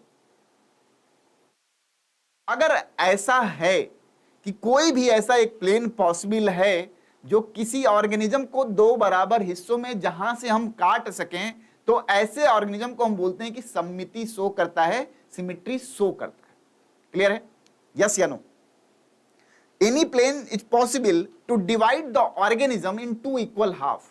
अगर कोई ऑर्गेनिज्म हाथ में दे के और बोले कि पीयूष तिवारी आप फ्री हैं, चाहे जैसे भी हो इस ऑर्गेनिज्म को दो बराबर भागों में बांट के दिखाइए और मैं इस काबिल हूं कि उसे काट दूं, तो हम बोलेंगे कि हाँ भैया सिमेट्री पाई जाती है ऑर्गेनिज्म में। लेकिन अगर नहीं है तो एसिमेट्री। क्लियर है भैया? इतनी बात समझ में आ गई? पहले तो अपनी भाषा में बात को समझना जरूरी है कि सिमेट्री होती क्या है। If any plane is possible to divide the organism in two equal half, that is known as symmetry. That is known as symmetry. Clear है भैया? यस, हम सब गुड। चलिए सिमेट्री कहते हैं। तो इसके आधार पे देखें तो हमारे यहां दो तरह के बेसिक ऑर्गेनिज्म होंगे भैया। एक तो होगा कि जिसको हम काट सकते हैं और एक वो होगा जिसको नहीं काट सकते हैं, यानी एक सिमेट्रिकल होगा और दूसरा क्या होगा? एसिमेट्रिकल होगा।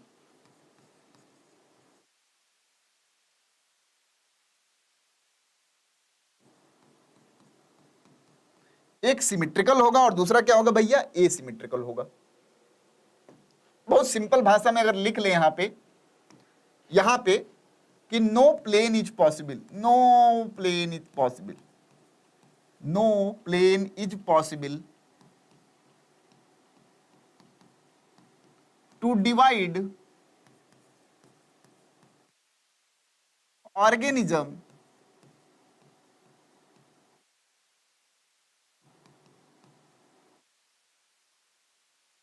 no plane is possible to divide the organism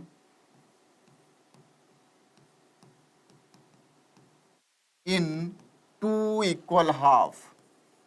यहां पे मिलेगा कुछ, कोई ऐसा प्लेन पॉसिबल नहीं है जिसके वजह से हम किसी ऑर्गेनिज्म को दो बराबर हिस्सों में बांट पाए। ठीक है, तो हम बोलेंगे कि वो ऑर्गेनिज्म क्या है? एसिमेट्रिकल है। क्या है भैया? एसिमेट्रिकल है। क्लियर है भाई? क्लियर है? चल, बात क्लियर है। अब एग्जाम्पल क्या होगा, इसका सवाल पूछा जाता है। एग्जाम्पल की बात कर ले भैया, एग्जाम्पल नोट कर लेना। एग्जाम्पल कौन है भैया? एग्जाम्पल की बात कर लें तो फाइलम जो है Porifera, most of the members of Porifera, most of the members of Porifera, Porifera के जितने मेंबर होते हैं वो क्या होते हैं? एसिमेट्रिकल होते हैं मोस्टली। ठीक है, मोस्टली बोल रहे हैं, सबको नहीं बोल रहे। Most of the members of Porifera is asymmetrical. दो बेवफायार हैं पोरीफेरा के, एक्सेप्ट, ये सवाल बहुत बार पूछा गया है, एक्सेप्ट ल्यूकोसिलीनिया एंड साइकॉन। ये बहुत बार सवाल पूछा गया है कि ल्यूकोसोलिनिया और साइकॉन में कौन सा सिमिट्री पाया जाता है। तो हमको याद रहता है एसिमेट्रिकल होते हैं पोरीफेरा। अच्छा, ल्यूकोसोलिनिया साइकॉन, क्या ही बात कर रहे हो, एसिमेट्रिकल। ये दोनों बेवफा यार है, ठीक है, दोनों क्या है, बेवफा यार है। और क्या होगा एग्जाम्पल भैया,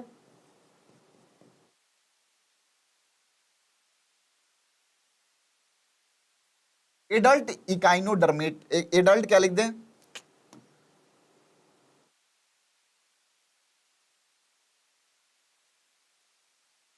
रुक जा भैया, एडल्ट मोलस्का। हम बोलते हैं कि जो मोलस्का होता है, ठीक है, जो मोलस्का होता है वो होता क्या है, मोलस्का में देखेंगे तो हमारे यहां बेसिकली बाइलेटरल सिमेट्री पाई जानी चाहिए, ठीक है, मोलस्का में बाइलेटरल सिमेट्री पाई जाती है और एम्ब्रियोनिक स्टेज में जब रहते हैं तो बाइलेटरल सिमेट्री ही पाई जाती है। लेकिन जब ये एडल्ट होते हैं तो इनमें टोरिजन आ जाता है, ऐसे शंख देखा होगा, ऐंठन आ जाती है। अब ऐंठ जाओगे ऐसे तो कौन काट पाएगा दो हिस्सों में, ऐंठो मत। तो एडल्ट मोलस्का में जो होता है वो ऐंठन आने की वजह से एसिमेट्रिकल हो जाते हैं, ठीक है भैया। अब बात करेंगे सिमेट्री की, बात करेंगे भैया सिमेट्रिकल की, कि any plane is possible, any plane, अब यही प्लेन की बात है, any plane is possible to divide the organism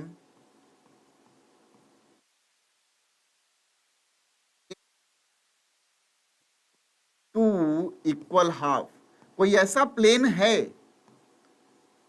जिसके पे काटें अगर ऑर्गेनिज्म को तो दो बराबर हिस्सों में बंट सकता है, ठीक है, दो बराबर हिस्सों में क्या होता है, बंट सकता है, ऐसा है प्लेन पॉसिबल, तो हम बोलेंगे कि ऑर्गेनिज्म क्या है, सिमेट्रिकल है। अब ये सिमेट्रिकल कौन सा है, कैसे सिमेट्रिकल है, डिपेंड करेगा कि कौन सा प्लेन है। आपके बुक में 3 लोगों का नाम जिक्र है, क्योंकि अब एनसीईआरटी से बाहर पढ़ाना बेवकूफी, आएगा ही नहीं, बहुत हल्का पेपर आ रहा है, हल्का ही पढ़ेंगे, ठीक है। 3 प्लेन दिया हुआ, पहला दिया हुआ रेडियल सिमेट्री, रेडियल, दूसरा दिया हुआ बाइरेडियल, वाह, और तीसरा दिया हुआ है क्या, बाइलेटरल। अरे हिंदी वाले समझ लें, देखो रेडियल मतलब अरीय, द्विअरीय और द्विपार्श्व सममिति, क्या बात है, ठीक है, क्लियर, हाँ क्लियर। चलो, रेडियल सिमेट्री, बाइरेडियल सिमेट्री और बाइलेटरल सिमेट्री। एक बात करेक्शन है, आपके एनसीईआरटी में एक बात गलत लिखी हुई है जो आपको हो सकता है पथ भ्रमित कर दे, लेकिन यहां समझ लीजिए, अब हम ये नहीं बोलेंगे कि किताब गलत कर दो, ठीक है।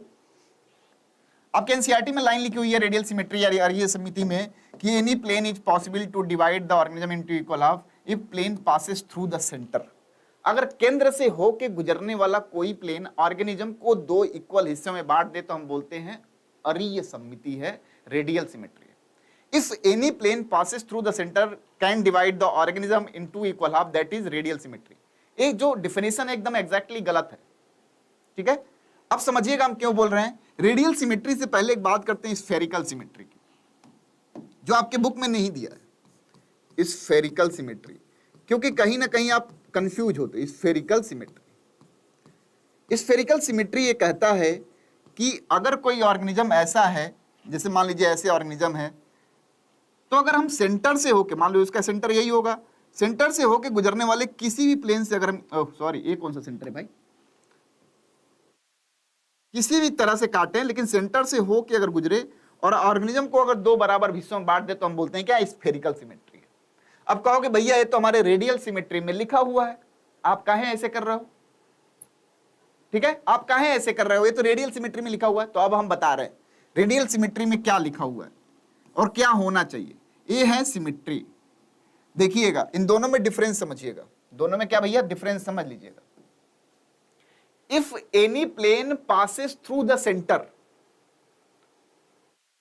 कोई प्लेन सेंटर से पास तो हो रहा हो but must involve top to bottom, यानी सर से लेके बॉटम तक अगर वो सेंटर से प्लेन जा रहा हो तब हम बोलते हैं रेडियल सिमेट्री। ऐसा नहीं है, हम हाइड्रा बोलते हैं, हम हाइड्रा बोलते हैं कि रेडियल सिमेट्री पाया जाता है। तो भैया क्या ऐसे काट दोगे हाइड्रा को दो बराबर भागों में? ऐसे काट दोगे, ऐसे काट दोगे? काटते तो ऐसे ही हो ना। तो टॉप टू बॉटम इन्वॉल्व होता है कि नहीं? If any plane is possible to divide organism in two equal half and plane passes through the center and must involve top to bottom and that is called radial symmetry. Clear है? Clear है भैया? Yes या no? Clear है? देख रहा है विनोद कैसे गलत दे दिया एनसीईआरटी में? देख लिया ना? क्लियर? यस या नो? बोल दो भाई, सो गए क्या? समझ में आ गया? ठीक। एग्जाम्पल क्या होगा भैया? Example Coelenterata. और क्या होगा भैया? Adult Echinodermata.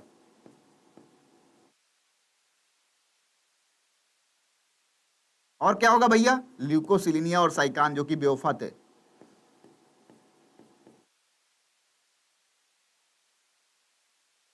इनमें क्या पाया जाएगा भैया? Radial symmetry.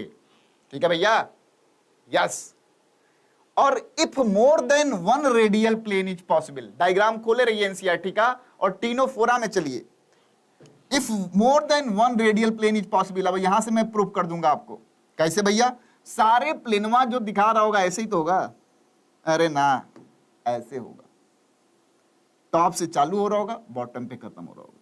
तरबूजा जैसे काटते हैं ऐसे। तो हम बोलते हैं कि अगर एक से ज्यादा रेडियल प्लेन पॉसिबल है तो हम उसे बाई रेडियल सिमेट्री बोलते हैं। ठीक है? क्या बोलते हैं? बाई रेडियल सिमेट्री बोलते हैं। एग्जाम्पल क्या हो जाएगा? टीनोफोरा। टीनोफोरा। ठीक है भैया? और तीसरा आइटम क्या है? वो है बाइलेटरल सिमेट्री। ठीक है? तीसरा क्या है भैया? Bilateral symmetry. अब ये क्या है? अब ध्यान दीजिएगा, ये जो हमारा दो पेराइटल बोन है ना यहां पे, तो ये जो दोनों जुड़े हुए हैं सूचर को हम बोलते हैं सेजाइटल सूचर। क्या बोलते हैं? Sagittal suture. ठीक है? कोई ऐसा प्लेन किसी ऑर्गेनिज्म को उसके सेजाइटल प्लेन से कट कर, यानी हमको कोई आरी से ऐसा काट दे तो दो बराबर भागों में बढ़ जाएंगे। Any plane passes through the sagittal plane and can divide the organism in two equal half is known as bilateral symmetry. Plane passes through sagittal plane. Plane क्या होगा भैया? sagittal plane होगा। एग्जाम्पल क्या हो जाएगा? तो भैया प्लेटी हेलमिंथिस से लेके, जो एक्सेप्शन थे हमने लिखते चले गए हैं, प्लेटी हेलमिंथिस से लेके बाकी के जितने एक्सेप्शन उनको अगर छोड़ दिया जाए तो कॉर्डेटा तक के सारे मेंबर बाइलेटरल सिमेट्री शो करते हैं। क्लियर है भाई? क्लियर है? यस या नो? क्लियर है? यस या नो? क्लियर है? यस या नो? हाँ भाई, क्लियर है? हाँ या नहीं?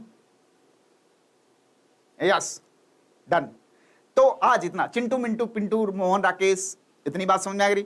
मतलब blood circulation, open type, close type, metameric segmentation, बाहर से अंदर से, नोटो कार्ड, ये कल देख लेंगे अगले लेक्चर में। इतना जरूर पढ़ के आना भाई। ठीक है? इतना जरूर पढ़ के, और हिंदी में तो पढ़ेंगे ही। देखो कितना दोगुना फायदा होगा, एक भी चीज छोड़ेंगे नहीं भाई। दिसंबर तक आते आते अगर बायोलॉजी में ऐसे ना होने लगे किताबें लिख देंगे आज तो जाके, ऐसा ना करा दिए तो बताना। ठीक है? ठीक है? चलो, प्रमोद देख रहा है, विनोद भी, प्रमोद भी। ठीक है? चलो तो चलते हैं, सेशन खत्म करते हैं। ठीक है? तो लिख दें, थैंक यू लिख दे यार, थैंक यू लिख देते हैं स्लाइड पे, नहीं तो कहोगे कि थैंक यू भी नहीं लिखते हैं sir. Thank you, thank you.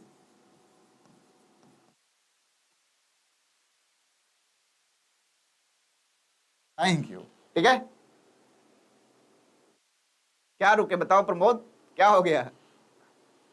अच्छा ये बताओ, पढ़ के मजा आया कि नहीं? समझ में आया कि नहीं? पढ़ के मजा आया? दो, अभी 2 बजे से 12th में पढ़ाएंगे। अभी जो 2 बजेगा ना उसमें 12th में क्लास लेंगे। 12th में हम लोग पढ़ रहे हैं क्या? ह्यूमन रिप्रोडक्शन भी पढ़ रहे हैं, ठीक है। सिलेबस बस खत्म हो जाएगा भाई, ठीक है, मिलेंगे हम लोग, ठीक है। एनिमल किंगडम को एकदम निकाल करेंगे। चलो bye bye, tata, take care, thank you, 2 बजे मिलते हैं।